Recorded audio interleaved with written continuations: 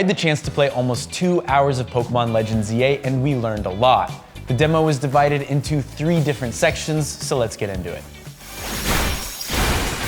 So to start things off, before we even got to play the game, we were able to take a look at the opening cutscene of Pokemon Legends ZA, and it plays out how most Pokemon cutscenes play, but unlike in Pokemon Legends Arceus, there is no time travel in the setup of this game. Instead, you arrive by train to Lumio City, where you meet Urbane or Tawny. These are the 2 rival-like characters. I believe you can pick which one you want at the beginning, and they give you one of your 3 starter Pokemon. Now, of course, I'm gonna choose Totodile because Totodile is the best.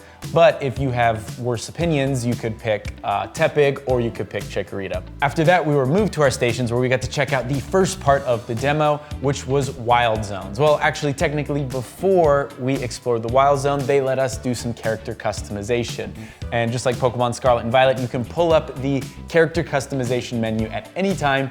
You can adjust facial features, hairstyles, and so on from the menu at any time. However, the more exciting thing that I think a lot of people will be happy with is that there are way more fashion options this time around. Now, if you remember Pokemon Scarlet and Violet, it did have some good like facial customization options, but the outfit situation was pretty dire. You couldn't even choose your pants separate from your shirt. It was all one outfit, and then you could pick hats and gloves and shoes, but there was no customization in the minutia. With this, it seems like you'll be able to customize all of that, and there were so many different options. I feel like, you know, people are gonna have a good time creating their character, collecting different outfits, choosing what they wanna wear. Now, I didn't spend a whole lot of time doing this because we had a limited amount of time, so I wanted to get into the game as soon as I could. So after I did a quick character and changed the clothes around, I walked into the Wild Zone and I started exploring. Now, the first thing that I noticed was that the Wild Zone is much smaller than the areas you got to explore in Legends Arceus. I'm a little bummed by this, and I think many people are. Lumio City by nature is not small. It is definitely one of the bigger cities in Pokemon, and it seems pretty big based on the map, but these Wild Zones only take up a small section of the map. So it felt a little small. Now, that being said, this definitely wasn't the biggest Wild Zone on the map when I took a look. This was probably about medium size. So I think there are definitely some bigger ones, but don't go in expecting these big wide open landscapes like we saw in Arceus. So the main 2 Pokemon that populated this Wild Zone were Baniri and Houndour, not Houndoom. There was a Houndoom, but it was mostly Houndours. Catching works very similar to what we saw in Arceus. You can crouch, you can sneak around, you can line up your throw, chuck your Pokeball, catch Pokemon that way, or you can start a battle. You can weaken the Pokemon, and then you can throw a Pokeball to catch it. It all happens in real time as well. Obviously, the battle system is real time this time around, but also you as a player can move around just like in Arceus, and you can, while you're fighting, you can line up a shot and throw a Pokeball. I would say one interesting thing I noticed was that there wasn't a lot of catching items. So if you remember in Arceus, there were a lot of items outside of Pokeballs that you could use to help catch Pokemon. The mud balls, the bombs you could throw. You had things to help you catch Pokemon. In this, I didn't see any of that. Now, it could just be a case, you know, I'm early in the game. They didn't want to give me any of that for the demo. They just wanted me to focus on catching, throwing Pokeballs. But all that were there were the Pokeballs, the Great Balls, and the Ultra Balls. As I was exploring this area, I did come across 2 alpha Pokemon. The first was a Houndoom, which was pretty tough, not too bad. I had a Gyarados in my party, so I was able to kind of use that type weakness to get through it. I didn't catch it though, because once you knock out an alpha Pokemon, you have 1 chance to catch it. I didn't catch it, so it disappeared. I think I probably could have tried earlier to see if I could have caught it, but I waited until I knocked it out. Threw my Pokeball, it escaped and disappeared.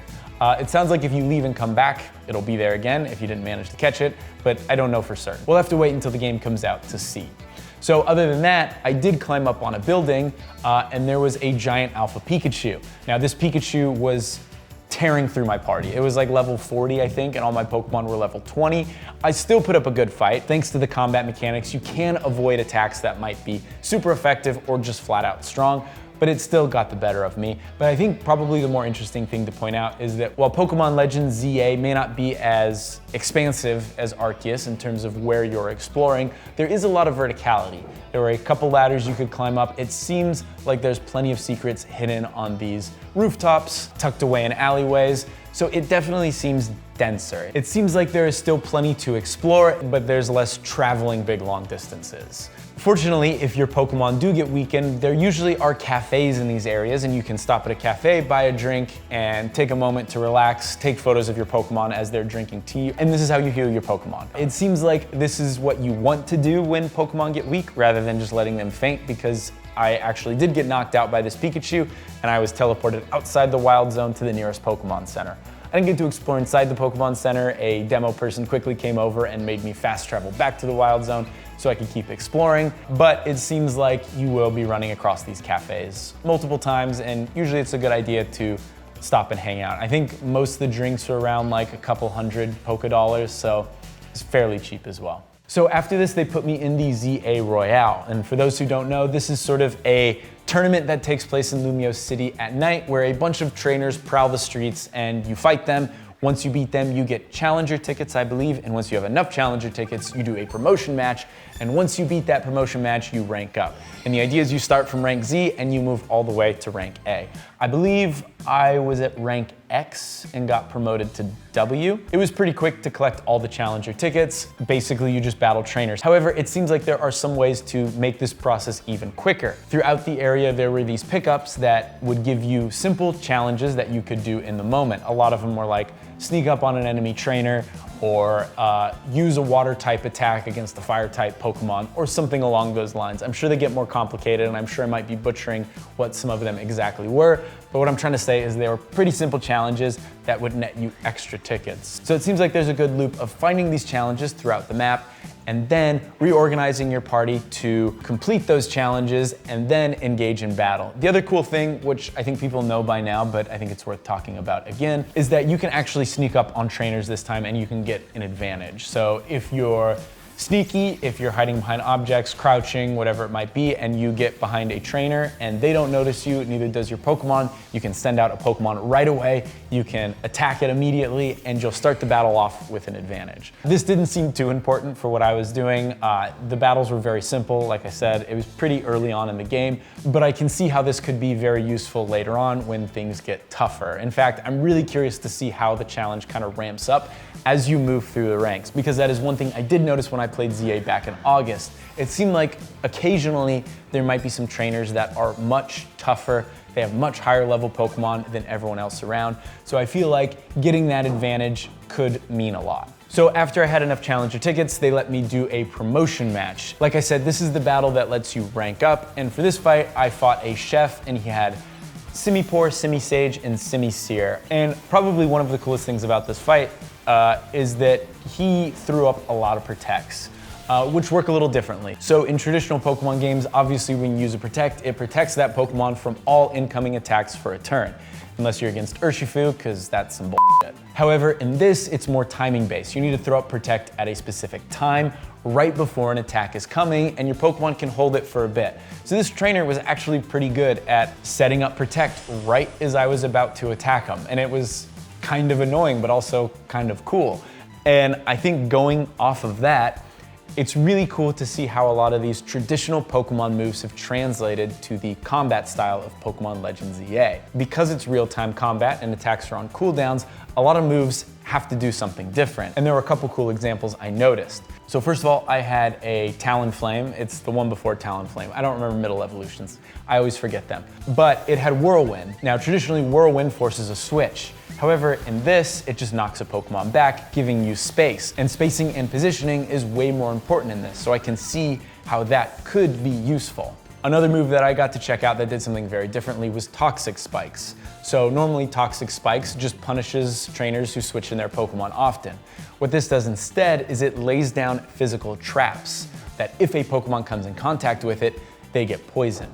There's a bunch of other examples, like I think Double Team makes your Pokemon invulnerable for a bit. So it kind of works like Protect, but maybe the timing is a little different. The other thing I did notice too, going in the menus, is that instead of priority, moves have like a speed. I think they might still call it priority in the menus, don't remember the exact phrasing. Basically, it just kind of denotes how quickly a move goes off. And there are moves, you know, as expected, like Quick Attack, use Quick Attack, it attacks right away. If you use something like Flame Wheel, there's a little bit of a charge up that happens before the move comes out. So I'm really curious to see how all these different moves have been translated, how priority works. I think there's a lot of interesting things at play here that flip Pokemon combat on its head And I think they've done something really interesting here. I'm really excited to see more.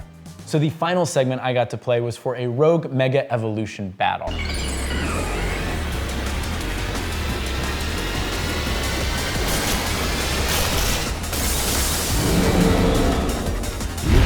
So earlier I got to do one against an Absol, but this one was against Mega Evolve Victory Bell, which I'm sure you've seen by now if you're watching this video. It's a good Pokemon. I like the design of that. But it was a giant Mega Victory Bell in the center of the map that was just throwing out attacks left and right. And I had to find an opening. I stuck with my Mega Houndoom for most of the time just because of type advantage there, but I had multiple Pokemon that could Mega Evolve. So it seems like multiple Pokemon can Mega Evolve in these fights, which is interesting. In X and Y, you could only Mega Evolve one Pokemon per battle. In this, it seems like multiple Pokemon can Mega Evolve. The caveat being is that I don't really know how Mega Evolution works outside of these Rogue Mega battles. So far, we haven't been able to use Mega Evolutions in battles. I'm really curious to see how these rules change depending on the situation. All that to say though, the Mega Victory Bell battle was pretty fun. It was somewhat challenging. It did knock out my Houndoom and I had to send in some other Pokemon as I tended its wounds, but I do really think that these Mega Evolution battles could be a lot of fun, especially later on. I feel like some of the rare Pokemon you can likely only get through Mega Evolutions, and they'll kind of save that maybe for the back half, and you can kind of hunt these rogue Megas throughout the city, and they'll provide some challenge and reward you with a really good Mega Pokemon. Anyway, that's everything I got to play for Pokemon Legends EA. For more on Pokemon, stay tuned to GameSpot.